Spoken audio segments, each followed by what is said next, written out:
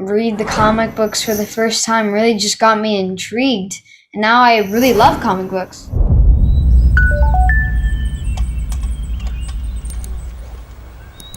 Once upon a time, bad people ruled the earth. They were greedy and self-destructive. So nature made everyone sick. Excuse me, are you a doctor? And then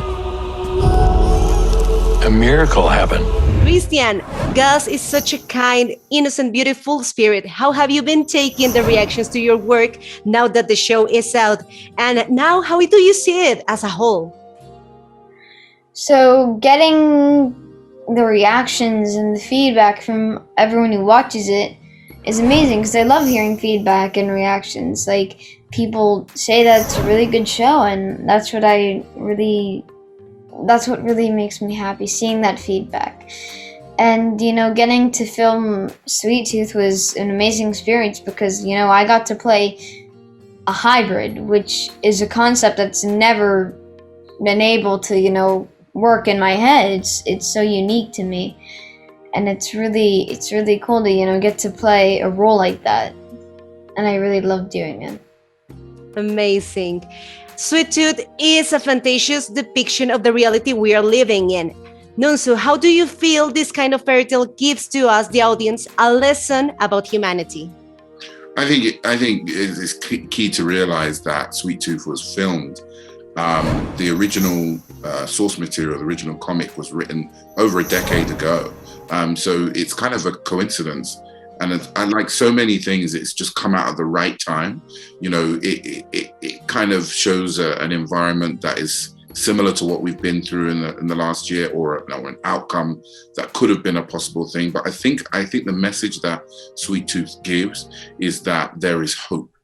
And that, no matter what kind of family you start off with, if it's a family that you have as your blood relations, or it's a family that you find, I think that you can come together and you can do anything and beat any kind of obstacle with family. I called them hybrids. Your kind. Let's talk about this beautiful project. It's your first voice role. What made you want to be part of Sweet Tooth? I was assigned this by Robert Downey and Susan Downey. They said, my friend, you're going to do this. You're the only one we want. And I said, okay. I don't normally do this. I've tried to get some voiceover jobs or situations from time to time. I've never been hired for one. So now suddenly that whole area of business is stirred up in my life. And it's kind of fun, I never thought much about it. Yeah. It's your job to live a full life. But some bad people are still out there, Gus. If I hear a voice, I will run. if I see a human, I will hide. Fania, I wanted to ask you first something. How do you feel now that the show is out, that everybody's watching the story, watching you as Bear, and also watching your hometown? It is so surreal. Honestly, I am pinching myself. I wake up in the morning and I'm like, whoa, this is real. And yeah, it's, you never know how things are going to get. You never know what the response is going to be to anything that you do, even if it feels magic, even if you have, such a great group of people together. But to be able to have this kind of reaction to something so special that we created, and there's so much love that we created, in our little bubble, in our Sweet Tooth bubble.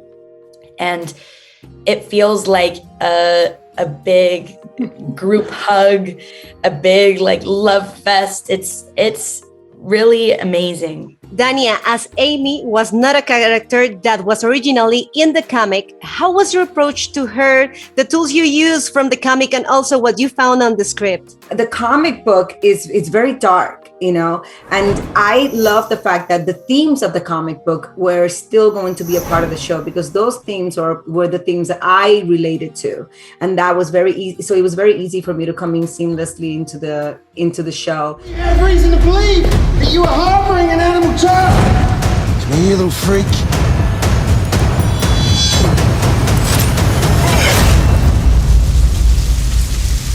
Thank you.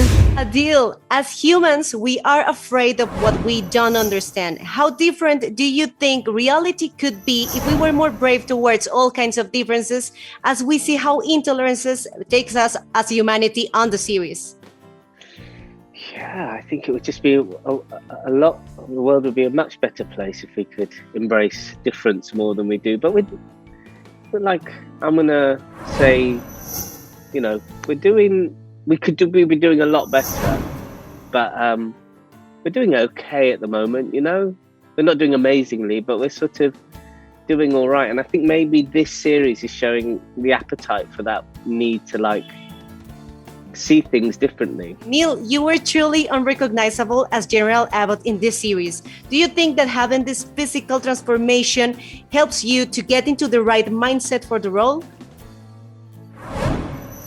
I do like mixing it up a bit, and I do like working with external input from all the departments, the disciplines that you have on a set, the script writer, the director, the costume designer, the prop master.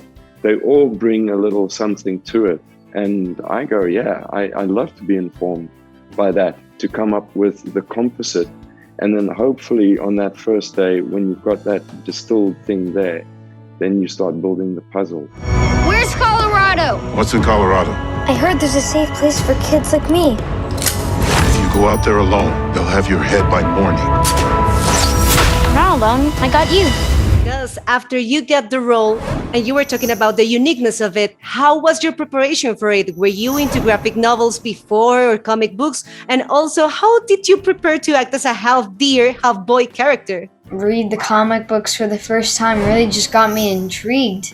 And now I really love comic books, so I read them almost every day now. And after reading those comic books, I really took a lot from them, and it really helped me bring the role of Gus to life.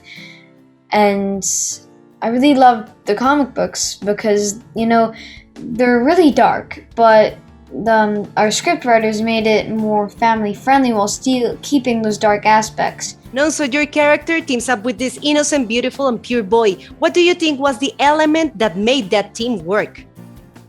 I think it's the thing that made it work, our relationship on screen, is that we actually get on off screen, and we actually spend a lot of time, a lot of the time on film sets, you work with someone on set and then you never see them off set. They go to their life and I go to my life. But on offset, we actually hung out quite a lot.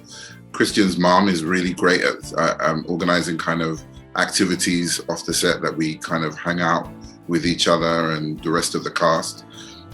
Dinners, we did pottery, we did art classes, and there was that environment where you're actually friends offset really helps create that chemistry on screen.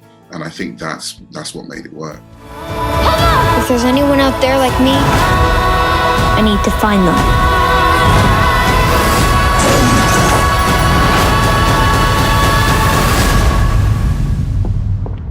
That little dude's got hope coming out of every pore.